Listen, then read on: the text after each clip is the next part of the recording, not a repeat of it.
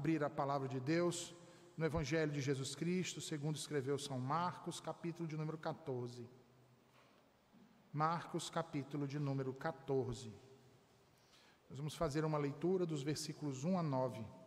Marcos, capítulo 14, versículos 1 até o versículo de número 9.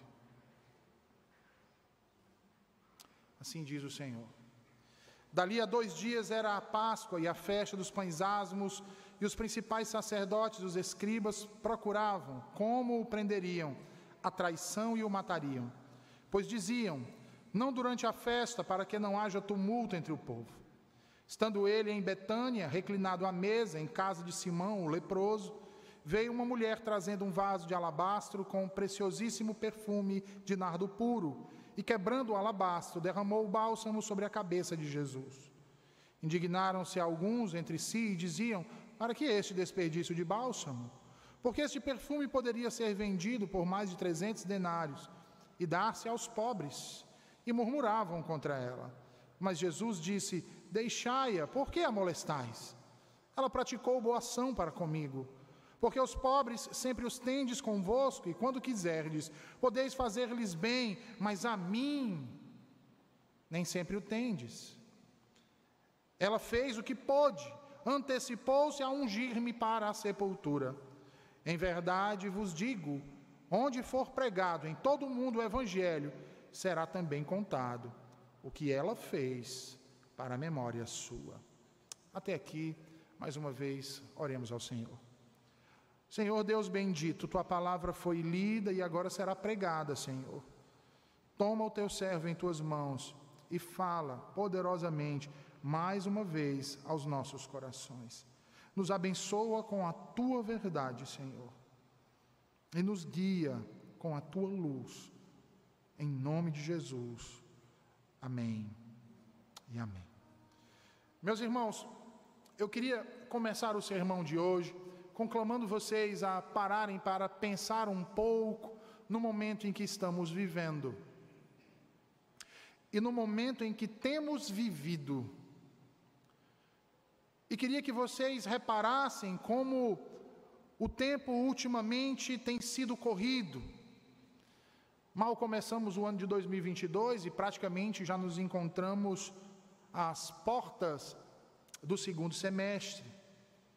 Notem que tudo tem acontecido de modo muito rápido e que quando a gente vê, muita coisa já ficou para trás, porque o tempo já passou.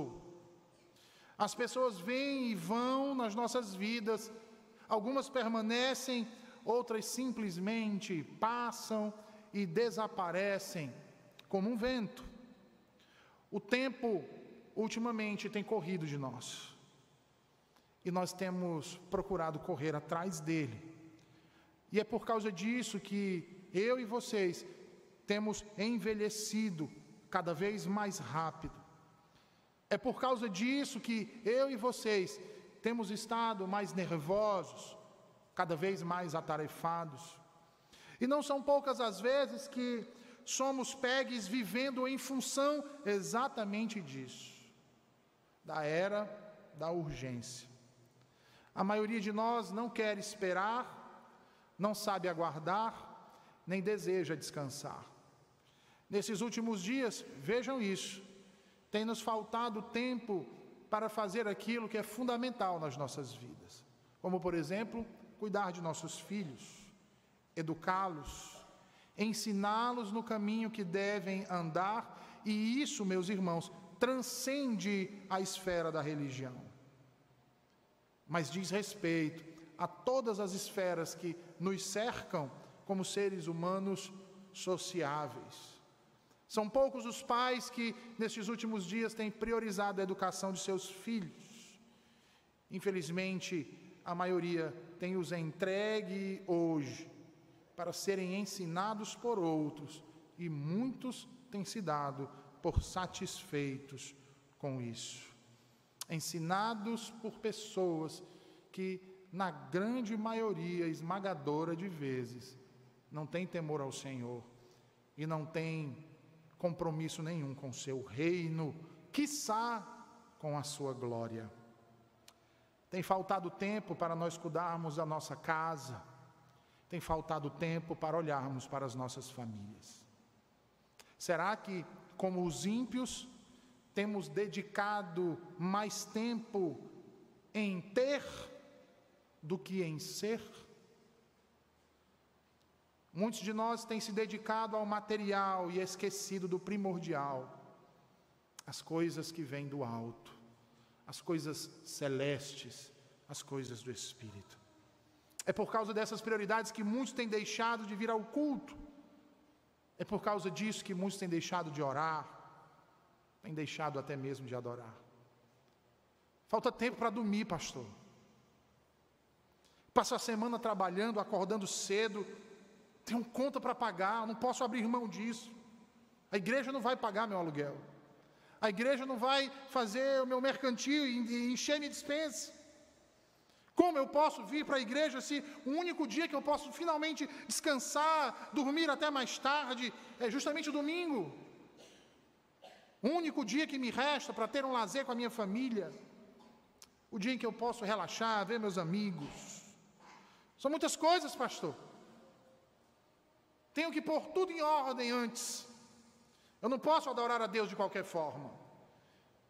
O Senhor mesmo disse que Ele nem ia gostar se eu fizesse isso. E Deus sabe que o que eu estou fazendo é pelo bem da minha família. E o Senhor sabe que Deus ama a família.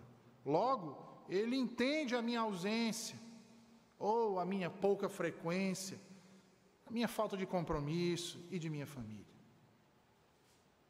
Meus irmãos, a agonia do agora torna incipiente o dia de amanhã. A busca assídua pelas coisas materiais nos distancia dos bens espirituais, e a prioridade que damos hoje, guardem isso, vai refletir em nosso amanhã. O texto que nós acabamos de ler nos fala sobre prioridades. Nos fala sobre aproveitar o tempo e nos dá inúmeras lições. Lições essas que, para você entender, eu peço que volte um pouco para o capítulo anterior e você vai ver que no capítulo anterior Jesus estava no templo, ele sai do templo, vai para o Monte das Oliveiras. Ali no Monte das Oliveiras ele passa então a ensinar os seus discípulos acerca das últimas coisas, acerca dos últimos dias, acerca do que há de acontecer, e ali então se registra aquilo que ficou conhecido como o sermão escatológico de Jesus, onde através de sua proclamação ele passa então a ensinar os seus discípulos acerca da observância dos sinais que apontariam para a sua segunda vinda. Ele vai falar sobre falsos mestres, ele vai falar sobre guerras e rumores de guerra, sobre terremotos, sobre perseguição aos remanescentes fiéis.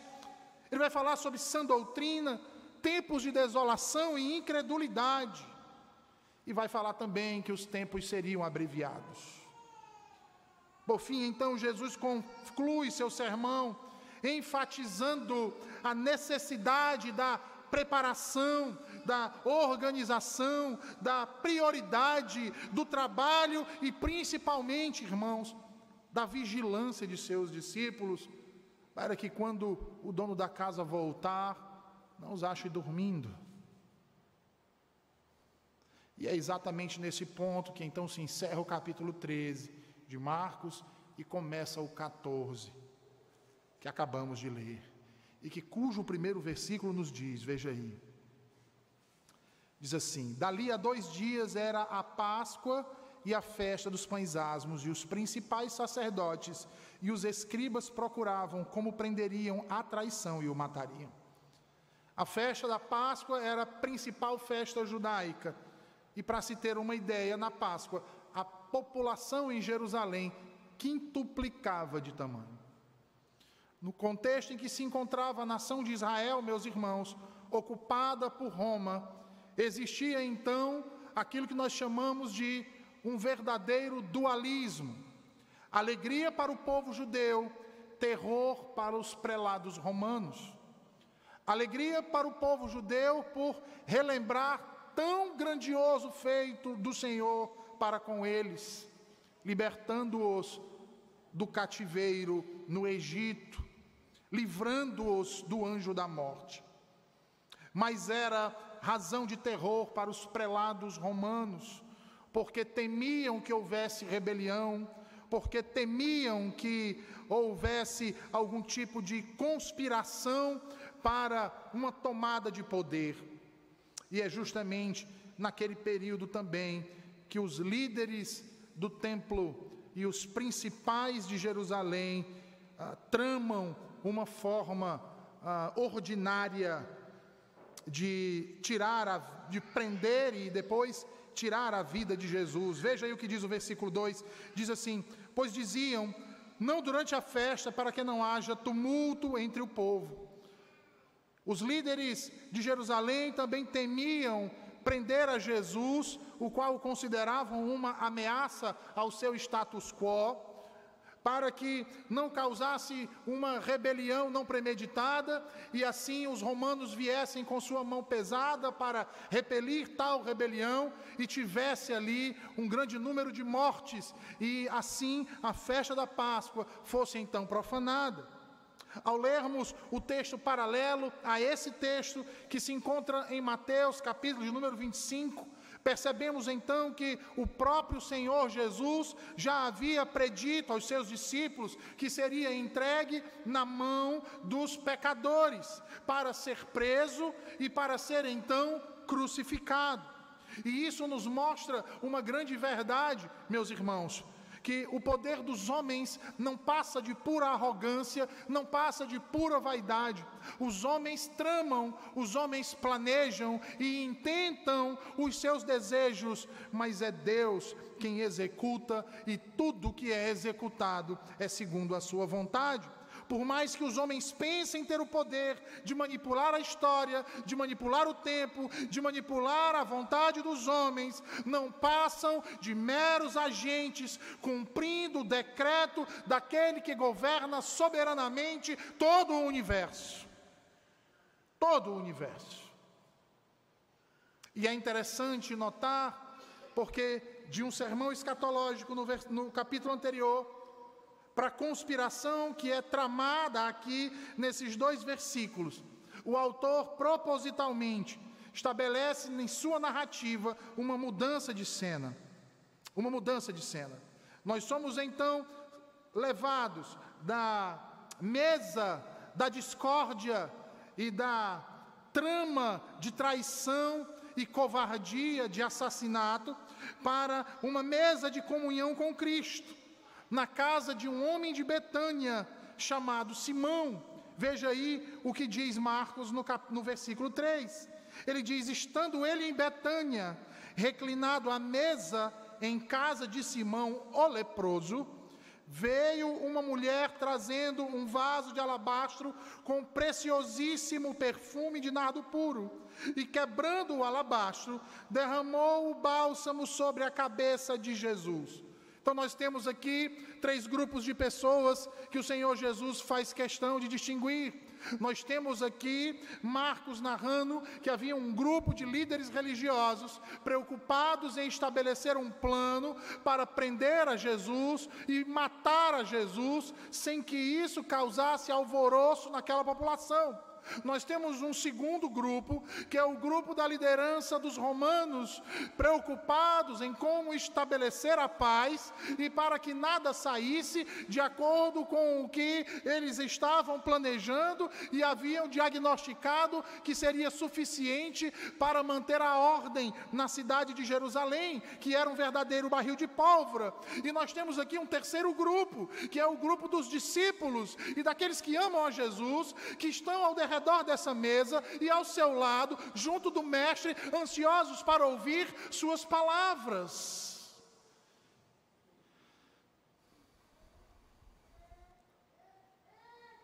Mas Marcos tira o foco dos grupos para trazer o foco a uma pessoa. tira o foco de grupos poderosos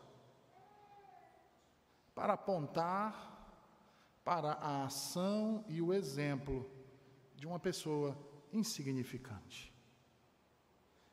Ele diz, veja, reclinado à mesa em casa de Simão o leproso, veio uma mulher trazendo um vaso de alabastro. A cidade de Betânia, meus irmãos, ficava a aproximadamente 3 quilômetros de distância de Jerusalém, o que nos indica que, antes de adentrar pelos portões de Jerusalém, montado nos lombos de um jumentinho, o Senhor Jesus, antes disso acontecer, se dignou em ir à casa deste homem e comer com ele e sua família. E Marcos faz questão de relatar que esse homem era chamado de Simão o leproso. E notem isso que nos está sendo narrado aqui, irmãos. Que Jesus, antes de ser traído, antes de ser preso, antes de ser morto, foi cear na casa de um leproso. Um leproso que, dentro do judaísmo, e nós olhamos para Levítico, e vemos que uma pessoa leprosa era considerada uma pessoa impura, e os impuros não podiam habitar na cidade. Os impuros não podiam conviver com o povo em comunidade, a não ser com outros impuros como eles. No entanto, o foco aqui não é Simão o leproso.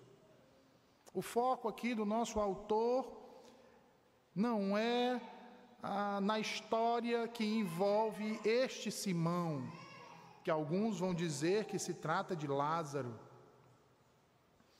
O foco do autor aqui é nessa mulher, a qual ele não diz o nome. Uma mulher que Marcos não diz o seu nome. Uma mulher que Mateus também não diz o seu nome. Uma mulher que Lucas também não cita o seu nome. Mas que nós vamos conhecer quem é em João capítulo 12. João diz que essa mulher se chama Maria. E que essa mulher tem um irmão que é um dos melhores amigos do Senhor Jesus. O nome de seu irmão é Lázaro. Perceba que essa Maria, irmã de Lázaro, é citada nas Escrituras do Novo Testamento por 3 vezes. A primeira vez que as Escrituras fazem menção ao nome dela é em Lucas, capítulo de número 10. E quando Lucas menciona em sua narrativa Maria, irmã de Lázaro, ela está assentada aos pés de Jesus, feliz e pronta a aprender do mestre aquilo que ele tinha para ensinar. A segunda vez que o Novo Testamento cita o nome de Maria, em João, no capítulo 11, e lá também ela está aos pés de Jesus, mas dessa vez Maria não está aos pés de Jesus para ouvir o que o mestre tem a dizer, mas ela está aos pés de Jesus, clamando e derramando lágrimas, ela está chorando aos pés do mestre. A terceira e última vez que essa mulher então aparece nas Escrituras do Novo Testamento é aqui, e mais uma vez essa mulher se encontra aos pés do Senhor Jesus, mas dessa vez não é para aprender, dessa vez não é para lamentar, dessa vez ela está aos seus pés para o adorar, para o ungir, para lhe render ações de graças. E que exemplo maravilhoso essa mulher nos dá. Ela está com o coração cheio de gratidão, ela está alegre, ela está feliz, e ao mesmo tempo ela está empolvorosa, e ela se lança aos pés do Senhor Jesus. E com isso eu pergunto a você que está me ouvindo hoje aqui à noite: existe por acaso algum outro lugar melhor para nós nos encontrarmos? do que aos pés de nosso bendito Salvador? O fato, meus irmãos, é que Maria tem muito a nos ensinar com o seu exemplo. O texto nos diz que Jesus estava na casa de Simão, o leproso, e ele estava reclinado à mesa, quando vem então essa mulher, Maria, até ele, e ela não vem com as mãos abanando, como nós dizemos, ela vem trazendo um vaso de alabastro. Alabastro, se os irmãos não lembram direito, é uma pedra ornamental. Diz Mateus que este vaso estava cheio.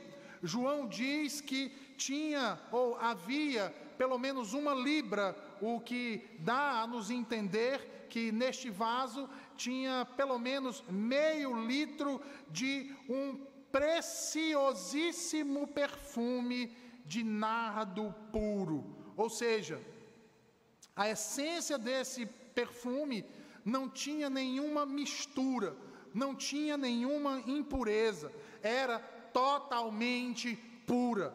Esse perfume foi avaliado pelos que estavam ali, e em especial por Judas, que era o tesoureiro, em aproximadamente mais de 300 denários, o que seria equivalente a 1 ano do salário de um trabalhador daquele tempo. Ou seja, valia muito dinheiro. Muito dinheiro. A Bíblia diz que Maria não abriu o vaso. O texto diz que ela quebrou o vaso. E ao quebrar o vaso, ela derrama todo aquele perfume sobre a cabeça de Jesus. João diz que a casa então se enche com aquele perfume e que ele escorre por todo o corpo de Jesus, e ela então passa a enxugar os pés de Jesus com aquele óleo que está escorrendo por todo o seu corpo com os seus próprios cabelos.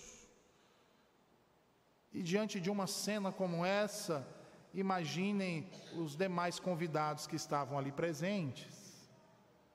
E é interessante como Marcos descreve a reação dos que estavam ali. Veja o que ele diz no versículo 4. Ao fazer isso, veja, ele diz, versículo 4, indignaram-se alguns entre si e diziam, para que este desperdício de bálsamo? Vejam, meus irmãos, aquela mulher, ao ver Jesus, vai em sua direção, se prostra aos pés do mestre, pega aquele vaso precioso, com um perfume extremamente caro e puro, quebra aquele vaso e derrama todo o seu conteúdo sobre a cabeça do mestre. E ao invés de estarem atônitos para entender o que estava se passando ali, eles passam então a criticar a atitude daquela mulher. Eles dizem, sintam o cheiro. É nardo. E outro diz, e é puro. Veja como tomou conta de todo o ambiente. O que ela está fazendo? Ela derramou tudo. Vejam o tamanho do vaso. Vejam a quantidade de perfume. Valia muito dinheiro. Essa mulher é louca.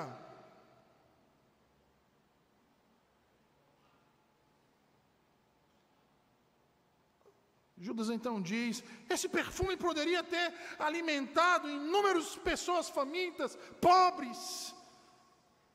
Poderíamos ter comprado agasalho para os que têm frio. Quantas cestas básicas não poderíamos ter doado? Que desperdício, essa louca.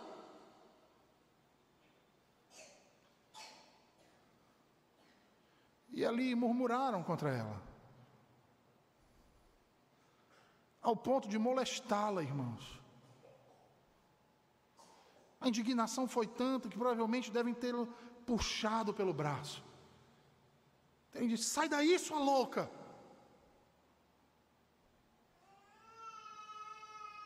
Todavia ela não se importou. E sabe o que ela fez, irmãos?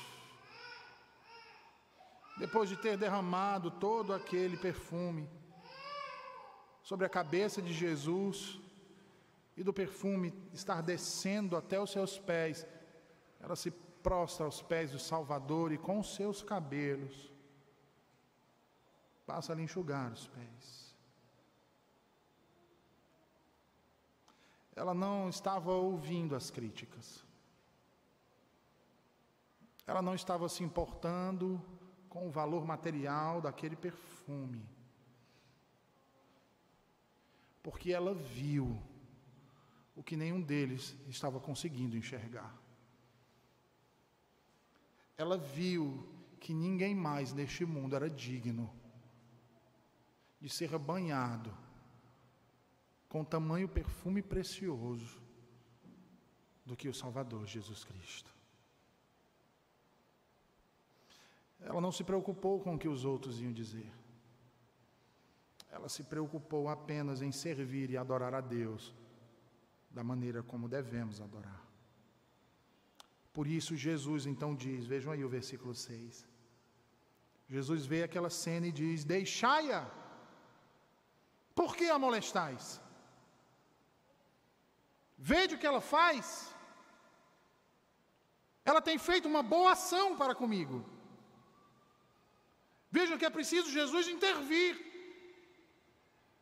Porque aquela mulher que estava agindo de modo correto para com o Filho de Deus, os outros que não queriam que ela agisse daquela forma, mas queriam que ela agisse do jeito deles, se importunaram com aquilo, se incomodaram e quiseram molestar aquela mulher, quiseram agredi-la, e foi preciso o próprio Senhor Jesus intervir. É preciso que o mestre intervenha e mostre para eles que tudo aquilo que ele estava fazendo tinha uma boa intenção para com ele. E sabe o que Jesus quer nos ensinar, irmãos? É que nós não podemos adorar a Deus do modo que nós devemos, ou que nós achamos que devemos adorar. Tem muitos hoje em dia que acham que o Evangelho se resume a ajudar os pobres. E que acha que fazer sopão, doar agasalho, é suficiente para viver o cristianismo. E que vive em torno disso.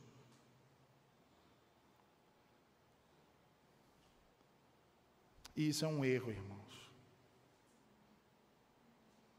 Porque os agasalhos que você doa,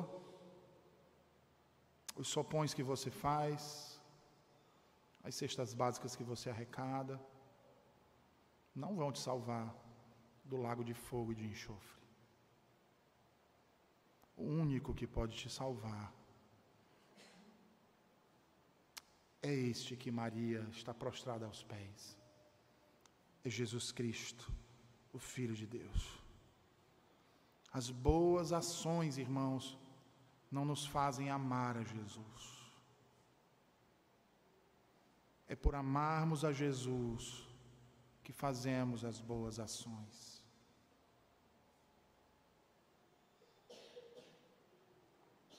As obras não são capazes de nos salvar, mas a nossa salvação é evidenciada pelas boas obras.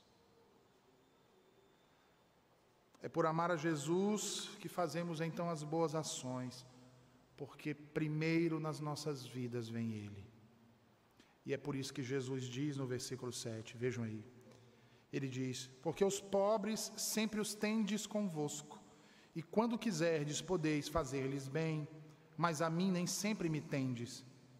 Ela fez o que pôde, antecipou-se-me a ungir para a sepultura. Versículo 9, ele diz: em verdade vos digo, onde for pregado em todo o mundo o Evangelho, será também contado o que ela fez para a sua memória. Uma das lições que Maria nos ensina é que devemos fazer tudo o que pudermos para Cristo. Maria fez tudo o que podia para Cristo.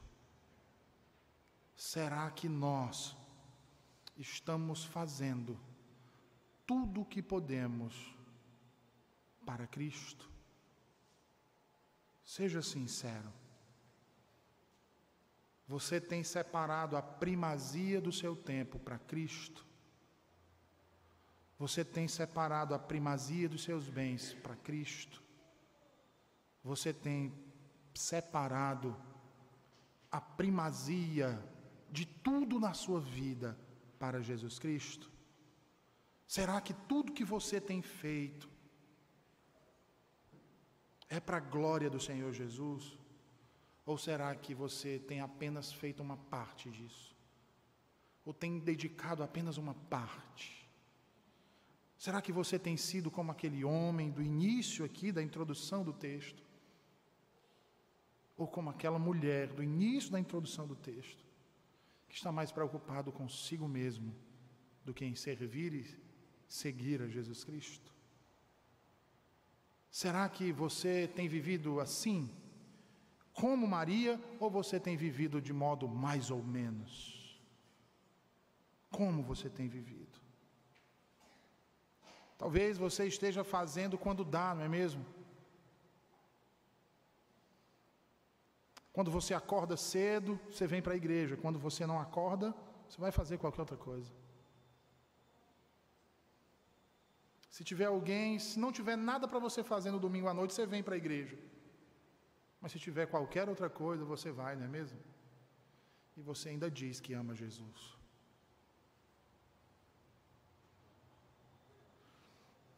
Você só faz aquilo que não custa nada. Ou será que você faz aquilo que lhe custa tudo? Quantas vezes, irmãos, não somos relapsos, descuidados, desatenciosos para as coisas de Deus?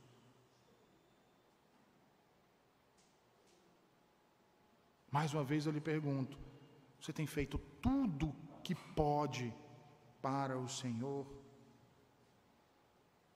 Você tem dedicado seus dons e talentos que Ele lhe deu graciosamente, seus recursos para o Senhor?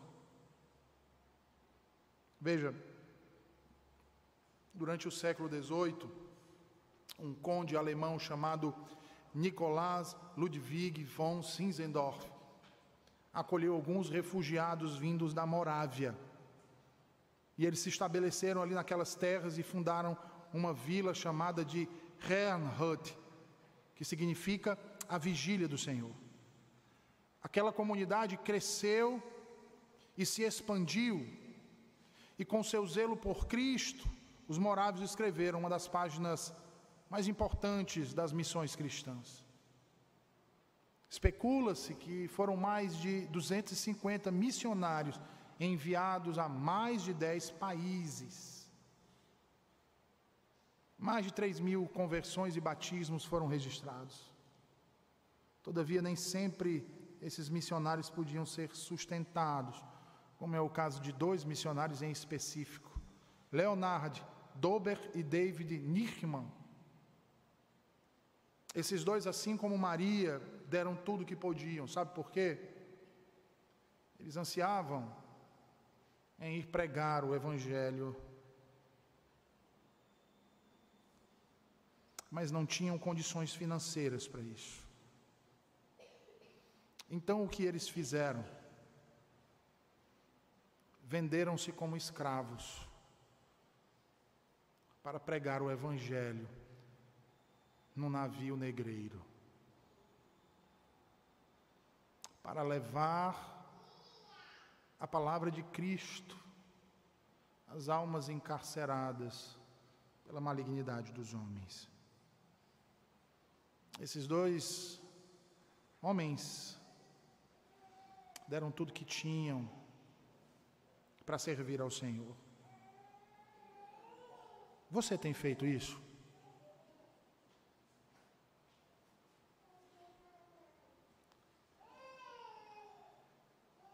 Maria fez. Maria deu o melhor que tinha.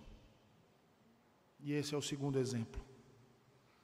No versículo 3, a Bíblia diz que ela quebrou o vaso e derramou toda a essência de nardo puro, meus irmãos. Ela derramou aquele perfume que certamente era tudo de melhor que ela possuía. Sabe por quê?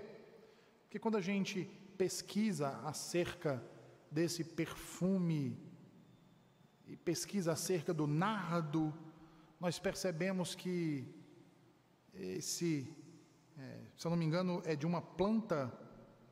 Essa planta não existe em Jerusalém. Essa planta existia no Nepal, que fica, sabe aonde, irmãos? No Himalaia. Era muito difícil de ser conseguida. Então, ela era recolhida no Himalaia. E dessa planta, então, se recolhia um óleo utilizado para perfumar. Esse óleo saía do Himalaia e nos lombos de camelo e pelas rotas comerciais do tempo, chegava então a Jerusalém, o que tornava o produto caro e bastante precioso. E era geralmente utilizado em ocasiões especiais, em casamentos, para ungir a noiva e ungir o noivo.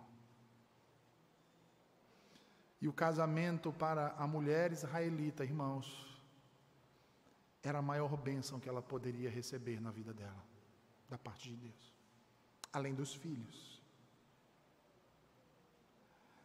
Maria juntou aquele perfume, certamente por anos, para ter o privilégio desse dia. Mas ao olhar para Jesus, ela não pensou duas vezes. A Bíblia diz que ela derramou até a última gota do perfume mais caro, mais raro, mais difícil, mais valioso, guardado para o dia mais feliz de sua vida, sobre Jesus. Você tem feito isso?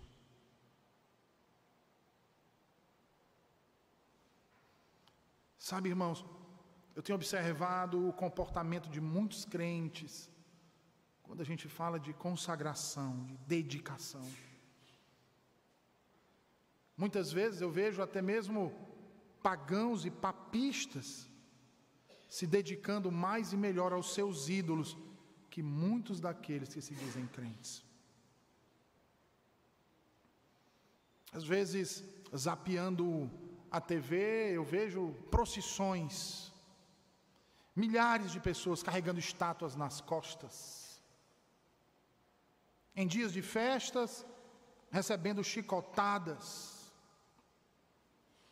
Você quer ver uma realidade como essa? Viaje para Juazeiro, viaje para Canindé em dia de festas destes padroeiros.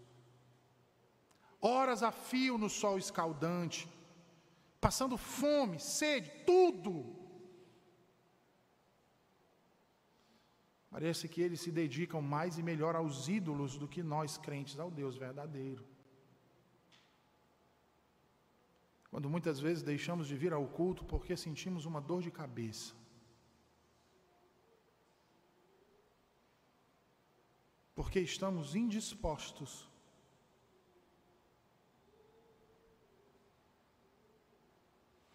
Porque eu fui trocar a roldana do portão e feri a minha mão com a chave de fenda. Porque eu estou com cólicas menstruais.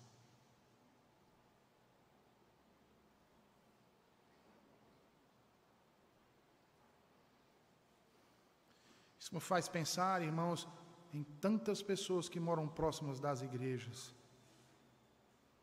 Pessoas que têm carro próprio, têm ônibus na porta, que têm saúde, pernas, mãos, braços saudáveis, mas que se estiver serenando é motivo para não vir para a igreja.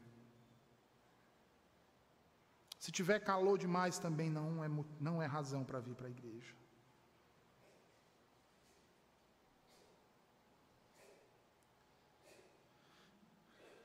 Certa vez, uma mulher na Índia teve 2 filhos.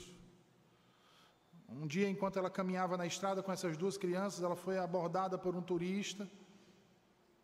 O turista olhou e se sentiu consternado com aquela situação. No meio do nada, numa estrada extremamente inóspita, a pobre da mulher caminhando com aquelas 2 crianças. O turista então para e pergunta para ela aonde ela vai. E ela diz: eu vou levar meus filhos até o Ganges, vou oferecê-los aos deuses. O turista então pergunta: qual dos seus filhos você vai oferecer? E a mulher olha para o turista e diz: o melhor, né? Claro. O que é mais saudável. Sabe o que eu quero dizer com isso, irmãos? É que parecem que os pagãos amam mais os seus falsos deuses do que nós dizemos amar o único Deus vivo e verdadeiro. Parece que os pagãos têm mais prazer em servir a demônios e trilhar numa senda de horror do que nós em caminharmos na luz de Cristo. Olhe para Maria. Ela fez o que podia e ela fez o seu melhor. E o que é mais importante ainda, ela fez na hora que deveria fazer. Observe aí o que diz o versículo 8. Jesus diz que ela se antecipou a ungí-lo para a sepultura. Preste atenção nisso.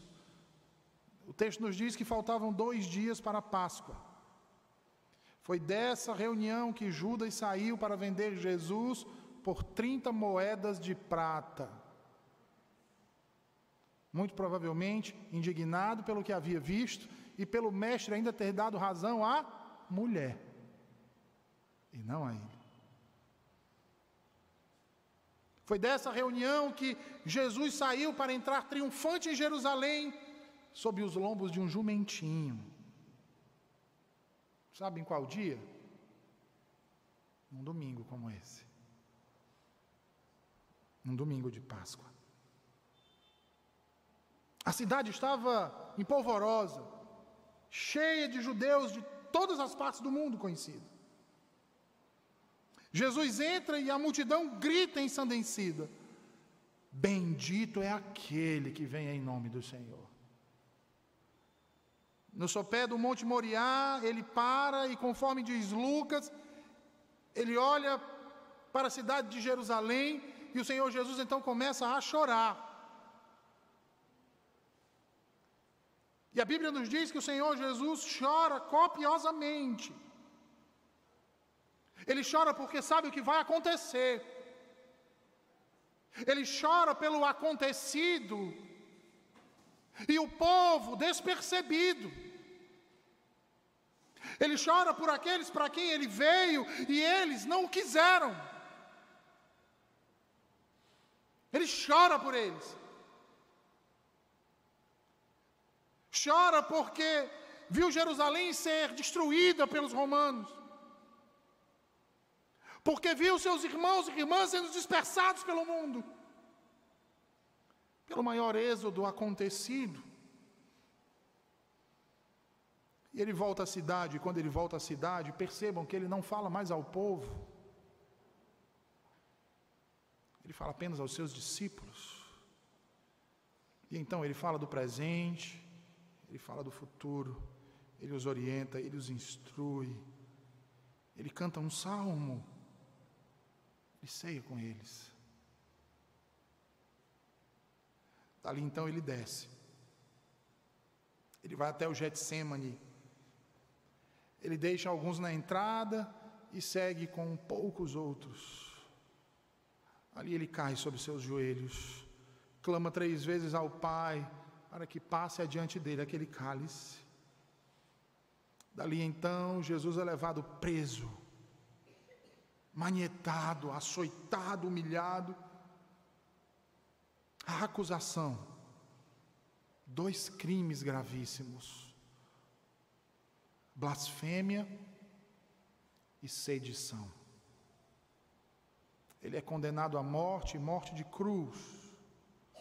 Os pregos cravejados em suas mãos e pés rasgam-lhe a carne, comprimem seus ossos, seu sangue jorra. Embebido na dor e na aflição agonizante, ele é então dependurado e feito maldito, símbolo de vergonha e maldição. Suspenso entre o céu e a terra, naquela cruz, ele profere suas 7 últimas palavras e então entrega seu espírito ao Pai. Ao morrer, seu lado é perfurado por uma lança. Dali então seu corpo é retirado e sepultado. Mas no domingo, logo pela manhã, prestem atenção nisso. Um grupo de mulheres sai em direção ao seu túmulo para embalsamá-lo, ungir o seu corpo. Elas levam perfumes. Mas quando elas chegam, elas têm uma surpresa. A pedra foi removida. O túmulo está vazio. E um anjo está sentado na pedra e pergunta a elas: o que vocês vieram procurar? Por que vocês vieram procurar entre os mortos aquele que está vivo? Ele não está mais aqui, ele ressuscitou. Sabe o que aquele anjo está dizendo para aquelas mulheres, irmãos? Vocês vieram ungir ele tarde demais. Ele não precisa mais de unção. Ele não precisa mais de bálsamo. Ele não precisa mais de óleo. Ele vive. E vocês chegaram tarde demais. Maria, porém, o ungiu no tempo certo. Sabe, meus irmãos, tem coisas que nós só podemos fazer nesta vida. E se não fizermos nessa vida, nunca mais faremos. É o abraço que deixamos de dar, é o sorriso que deixamos de exibir, é o aperto de mão, é o perdão. É o conselho amigo, o conselho de quem se preocupa. Porque tem coisas que, se você deixar para fazer depois, você não vai conseguir fazer nunca mais. Por isso, se você tem que dizer para alguém: eu te amo, não espere dizer amanhã, ou quem sabe um dia, diga hoje. Se você precisa pedir perdão a alguém, não deixe para quando a raiva passar. Cesse a ira agora, peça hoje. Se você tem que olhar para sua esposa e pedir perdão por uma grosseria, por um maltrato, faça isso hoje. Não deixe para amanhã. Se você tem que colocar o seu filho no colo e dizer: meu filho, eu te amo, ou proibi-lo de fazer algo, faça isso hoje. Não deixe para amanhã, porque amanhã pode ser tarde demais. Tarde demais. Todos vocês aqui conhecem a história do gigante Golias e de Davi. Nós inclusive lemos um dia desses. Lembramos que ele venceu o grande gigante Golias, diante de milhares de filisteus e de todo o exército de Israel. Davi, que dizia que havia matado um urso, rasgado um leão pela boca. O grande rei Davi,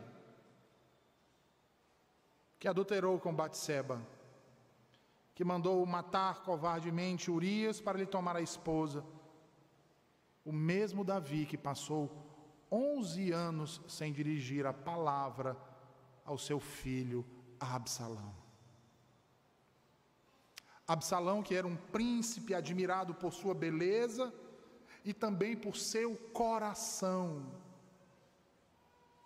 Aquele que, por seu nome, se aguardava que traria paz a Israel.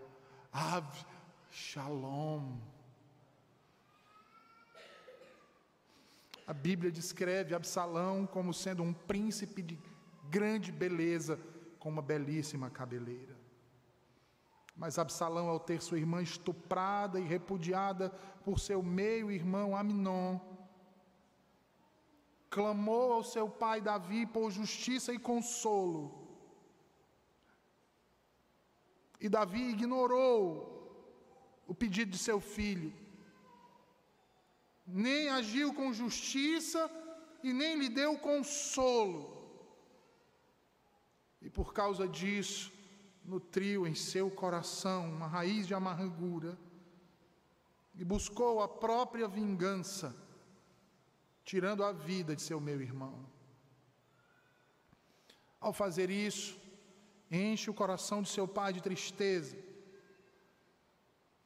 E Davi, tomado de tristeza e ira, persegue a Absalão durante 11 anos, o desprezando de sua presença. Você sabe o que é amar um pai e por causa de um erro ser banido do seu amor? 11 anos se passaram. Depois de 2 anos de banimento, Absalão chama a Joabe e pede para que esse interceda junto ao seu pai. Ele diz: Joabe, fale com meu pai, eu preciso falar com ele. Por favor, peça para que ele permita que eu vá à sua presença. Joabe leva o recado e Davi manda dizer que não quer saber, que até permite que ele volte a Jerusalém, mas não quer vê-lo. Passam-se 7 anos, irmãos. Absalão manda outro recado ao seu pai: Joabe, por favor, fala para o meu pai, eu não aguento mais. Se ele tem algo contra mim, que ele me mate. Me mate, mas não deixe de falar comigo. Que não me retire mais de sua presença. Eu não aguento mais o silêncio dele, eu não aguento mais esse abismo. Eu não quero ficar longe dele, isso está me matando. O rei então manda chamar Absalão. E ao vê-lo, ele lhe beija a face, mas não lhe dirige a palavra. Absalão sai dali pior do que entrou, e por 4 anos furta o coração do povo. O amor que possuía por seu pai após os 11 anos se transforma em ódio, irmãos. Ele usurpa o trono e dá início a uma batalha inglória. Venceria a guerra o filho, se este matasse o próprio pai, ou venceria o pai, se matasse o próprio filho. Esse é o período de maior dor na vida de Davi, o momento mais negro de sua história, que culmina com a morte do jovem e belo Absalão. Davi, ao receber a notícia, percebe então o tempo perdido e a dor da notícia da morte de seu filho dilacera o seu peito. Davi então clama, ele diz: Absalom, Absalom, Absalom, meu filho, Absalom, quem me dera ter dado minha vida por ti. Mas era tarde demais para o jovem Absalão ouvir isso de seu pai. Tarde demais, irmãos. Não podemos deixar para amanhã o que devemos fazer hoje. Nossas atitudes impactam o nosso futuro e a nossa prosperidade. Veja que as atitudes de Maria geraram um exemplo para toda a eternidade. Veja aí o que diz Jesus no versículo 9. Jesus testemunha sobre o exemplo que Maria nos dá. Ele diz: onde for pregado em todo o mundo o Evangelho, será também contado o que ela fez para a memória sua. Nós estamos no ano de 2022, irmãos. Nós não estamos no Oriente Médio. Nós estamos na América do Sul, num país chamado Brasil, no Ceará, na cidade de Fortaleza, no bairro da Barra do Ceará. E o testemunho dessa mulher está sendo recontado hoje aqui para vocês. Como vai ser recontado amanhã e depois de amanhã, e para outras futuras gerações, até que o Senhor venha. O que você tem feito que você possa dizer que é um legado para a sua posteridade? Que atitudes suas têm sido tomadas, que podem ser tomadas como exemplos para os seus filhos, para os seus netos, bisnetos, amigos, pais. Quando você morrer, que tipo de influência a sua vida vai exercer na vida deles?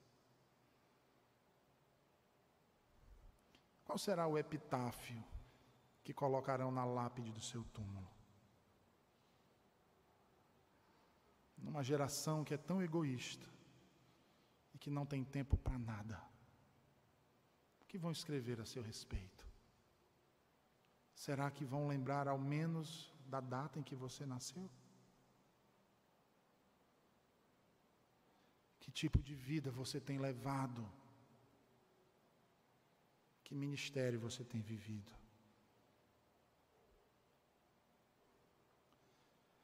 Eu quero concluir com a ilustração de um jovem do século XIX, um escocês presbiteriano que adorava ouvir as histórias que seu pai lhe contava. Oriundo de uma família pobre, ele teve que começar a trabalhar muito cedo, aproximadamente em torno dos 10 anos de idade. Aos 16 anos, ele é promovido então a tecelão na fábrica de algodão local em que ele trabalhava. E ao ser promovido, ele fica tão alegre,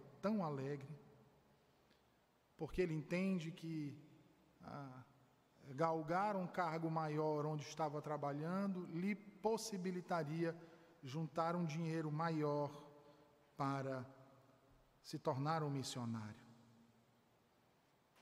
pagar seus estudos teológicos. Aos 23 anos de idade, ele começa a estudar grego e, acreditem, medicina. Ele quer ser médico. Juntamente com seu pai, eles enviam então uma carta de intenções à Sociedade Missionária de Londres. Ele queria ir fazer missões num país estrangeiro, e após a sua formatura ele é enviado ao deserto de Kalahari, na África. E ao chegar lá, ele se sentiu fascinado com a oportunidade de pregar a Cristo e o Evangelho e lutar pelo fim da escravidão. Conta-se que certa vez não havia água na aldeia para o povo, e o feiticeiro da tribo procurou o jovem missionário e o desafiou a fazer chover, porque ele havia tentado e não havia conseguido nada. Aquele jovem então aceita o desafio e, com a ajuda de alguns homens, havendo um rio próximo, ele passa então a escavar com pás de madeira e fazem uma canalização do rio até a aldeia. E dão início então ao que ficou conhecido como o primeiro sistema de irrigação do continente africano. E talvez muitos aqui já tenham ouvido falar desse escocês presbiteriano, David Livingstone. Esse homem abriu escolas, fundou missões, abriu rotas comerciais, lutou com todas as suas forças para acabar com o tráfico de escravos e fez muitas coisas que o nosso tempo hoje não seria suficiente para contar. Próximo de morrer, já velho, em sua última viagem, ele escreve em seu diário uma oração. E no início da oração ele diz: meu Deus, meu Pai, minha vida, meu tudo, dedico a Ti todo o meu ser. Aceita-me e concede-me, ó misericordioso Senhor, que antes do fim deste ano eu possa findar a minha obra, em nome do Senhor Jesus. David Livingstone foi tão amado por aquele povo que os africanos não queriam permitir que o seu corpo fosse sepultado na Inglaterra. Eles pedem então para arrancar seu coração.